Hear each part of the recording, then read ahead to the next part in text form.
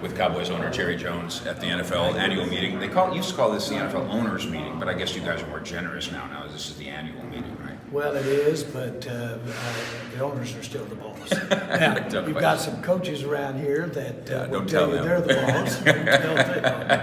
And you've got a lot of wives here that really run the show. No doubt about that. A lot going on here, but it's good to, Mike, it's good to be back in person because we haven't had one of these meetings in 2 years because of the COVID.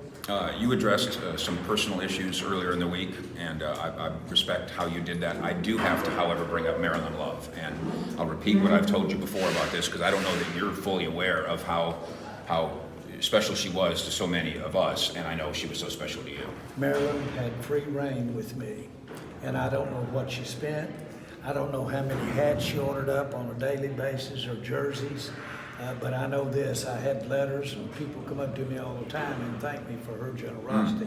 No one other than me has had more fun being involved in the NFL than Marilyn did.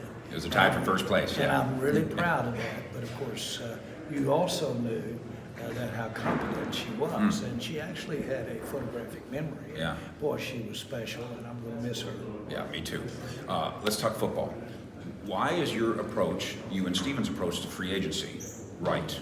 Because it hasn't in a decade exactly worked the way you wanted it to work. Well, you ask why is it right, and I'm not going to get caught up in that clever Mike Fisher there with what have you. Obviously, it isn't necessarily right.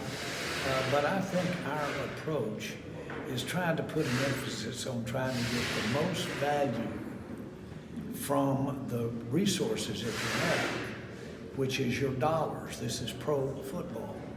And so 10 players on an average in the NFL get over 66% of the money, 2/3 the money. Right. The more you can have that money on players that are available or that are impactful, then it stands to reason that you can improve your team. This was our plan going into free agency this year to basically spread that out a little bit, and we've done that. That's very reasonable. Well, it sounds logical, but now there's not, I'm going to say this, some of the best success I've ever had was very unreasonable. As a matter of fact, I think you may have even used the word from time to time, but almost reckless. Yes, I have used that word. Yes, and Wildcat and Jerry. well, and I think maybe you said one time you would have never bought the Cowboys had you not been reckless. It Yeah. was not a safe move. Right. And when you design at the NFL, it's totally designed for clubs to go 50-50. You win half your games, you lose half your games. Then how do you get above that design? You've got to do some risky, possibly what turns out to be irresponsible, but you've got to do a few of those things to take the risk to win the championship. The Rams did that this year. All right. And they literally hung themselves out. They spent a lot of the future with their best draft picks, but they got it done.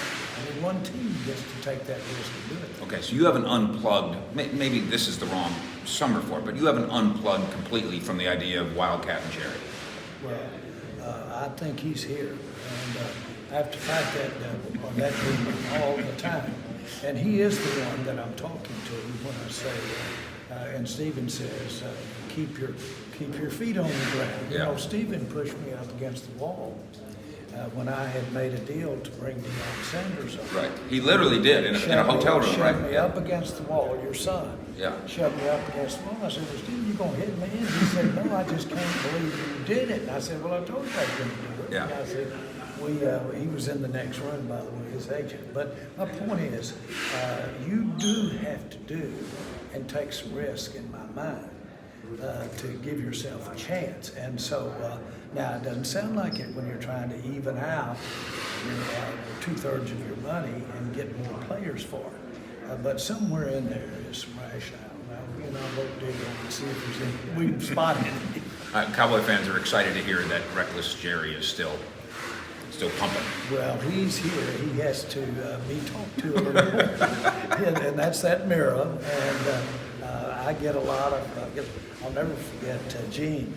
I came home and I had just let Jimmy Johnson go. Yeah. And which you had a little something to do with. by the way. I know. With your headline, with your headline. Commit or quit? Commit, yes, but. Quit or commit? But by the way, we'd gone to bed, and she had heard the news that we'd made a change. And finally, after about 10 minutes, she looked over and said, "You just can't leave it alone, can you? You just can't leave well enough alone. You've got to mess with it, don't you?"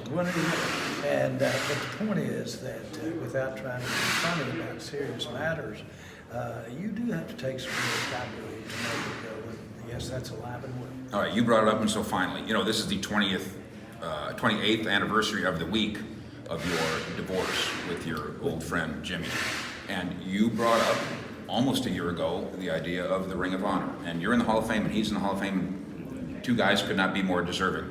But come on, now it's time for the next. Yeah, well, we'll be looking at that. As you know, right now, I should have my mind on what we're doing in free agency, building this team, and then in the draft, and other things too. That time of when and whether to do it or not takes about 3 minutes.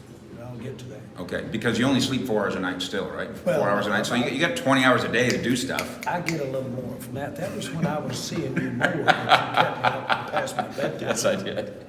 I appreciate you, boss. Thank you. Jerry Jones with Mike Fisher at the NFL Owners/Annual Meetings.